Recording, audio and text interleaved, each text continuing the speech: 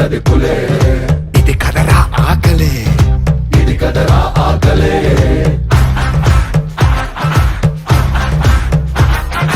పులినే తింటది చావు, చావుని తింటది కాలం, కాలాన్ని తింటది గాళే. ఇది మహా ఆకలే.